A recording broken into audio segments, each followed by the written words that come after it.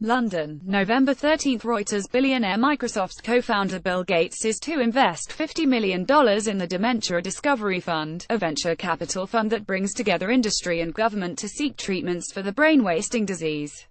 File photo. Microsoft founder Bill Gates looks on during a healthcare event in Brussels, Belgium, February 16, 2017.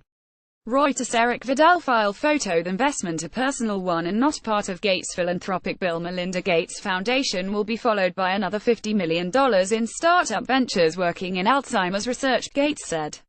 With rapidly rising numbers of people suffering from Alzheimer's and other forms of dementia, the disease is taking a growing emotional and financial toll as people longer, Gates told Reuters in an interview. It's a huge problem, a growing problem, and the scale of the tragedy even for the people who stay is very high, he said. Despite decades of scientific research, there is no treatment that can slow the progression of Alzheimer's. Current drugs can do no more than ease some of the symptoms.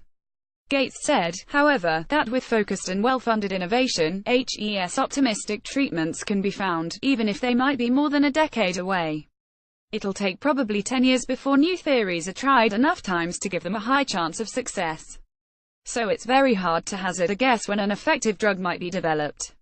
I hope that in the next 10 years that we have some powerful drugs, but it's possible that won't be achieved.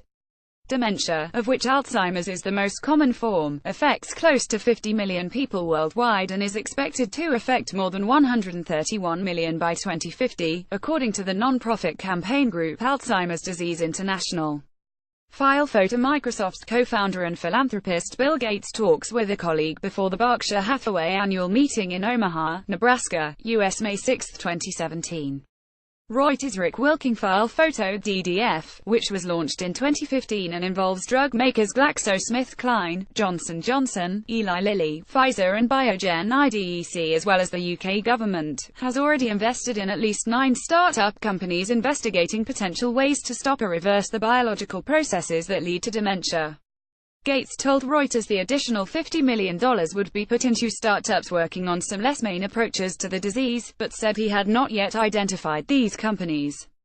The philanthropist, whose usual focus is on infectious diseases in poorer countries, said Alzheimer's caught his interest partly for personal reasons, and partly because it has so far proved such a tough nut to crack. I know how awful it is to watch people you love struggle as the disease robs them of their mental capacity. It feels a lot like you're experiencing a gradual death of the person that you knew, he said in a blog post about the dementia investments. Some of the men in my family have suffered from Alzheimer's, but I wouldn't say that's the sole reason for this investment, he added. Jeremy Hughes, chief executive of the Alzheimer's Society charity, welcomed Gates' significant personal investment, saying it would speed up progress toward a cure and help reduce stigma around dementia. With Bill Gates now joining all those already united against dementia, there is new hope for advances in the care and cure of dementia, he said in a statement.